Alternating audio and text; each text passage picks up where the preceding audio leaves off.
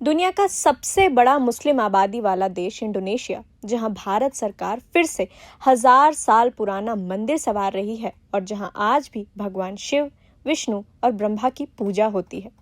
जी हां, प्रधानमंत्री नरेंद्र मोदी और इंडोनेशिया के राष्ट्रपति प्रोबोवो सुबियांतो ने मिलकर प्रम्बानन मंदिर के संरक्षण और पुनर्स्थापन परियोजना का शुभ आरंभ किया है। लेकिन सवाल है, आखिर भारत दूसरे देश के मंदिर को क्यों संवार रहा है? क्या ये सिर्फ आस्था की बात है या इसके पीछे इतिहास, संस्कृति और दुनिया की राजनीति छिपी है? चलिए पूरी कहानी समझते हैं। दरअसल इंडोनेशिया के योग्याकार्ता शहर में मौजूद प्रम्बानन मंदिर करीब 1000 साल पुराना है। इसे 9वीं शताब्दी में बनाया गया था और ये भगवान शिव, विष्णु और ब्रह्मा को समर्पित है। ये सिर्फ इंडोनेशिया का नहीं बल्कि दक्षिण पूर्व एशिया का सबसे बड़ा हिंदू मंदिर माना जाता है। यही वजह है कि यूनेस्को ने इसे विश्व धरोहर की सूची में शामिल किया है।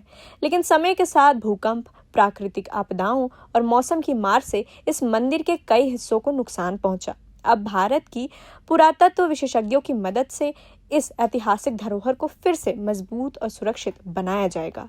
लेकिन कहानी सिर्फ मंदिर तक सीमित नहीं है, क्योंकि ये रिश्ता आज का नहीं है। करीब 1000 साल पहले भारत और इंडोनेशिया के बीच व्यापार, संस्कृति और धर्म के गहरे संबंध थे। इसी वजह से आज भी इंडोनेशिया में रामायण और महाभारत की कहानियां सिर्फ किताबों में नहीं बल्कि लोगों की संस्कृति में भी दिखाई देती हैं। आज भी वहाँ रामायण बैले का मंचन होता है, बच्चे राम और हनुमान की कहानियां जानते हैं और प्रम्बानन मंदिर की दीवारों पर रामायण के दृश्य पत्थरों में उकेरे गए हैं। अब जरा राजनीति की बात करते हैं। आज पूरी दुनिया इंडो पैसिफिक क्षेत्र पर नजर रखे हुए है।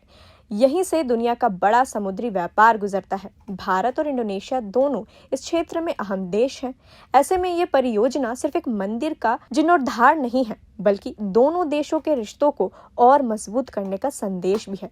प्रधानमंत्री मोदी ने भी कहा कि भारत और इंडोनेशिया का रिश्ता सिर्फ दो देशों का नहीं बल्कि हजारों साल पुरानी साझा सभ्यता और संस्कृति का रिश्ता है। यानी जहां कुछ देश अपनी ताकत हथियारों से दिखाते हैं, वहीं भारत अपनी पहचान संस्कृति, विरासत और विश्वास से बना रहा है।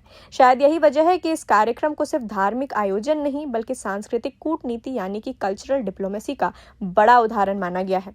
और यही भारत की सबसे बड़ी ताकत भी है, जहां मंदिर सिर्फ पूजा की जगह नहीं होते बल्कि इतिहास, पहचान और लोगों को जोड़ने वाले पुल बन जाते हैं। अब सवाल आपसे, क्या आपको लगता है कि भारत को दुनिया भर में मौजूद अपनी सांस्कृतिक विरासत को बचाने के लिए इसी तरह आगे बढ़कर काम करना चाहिए?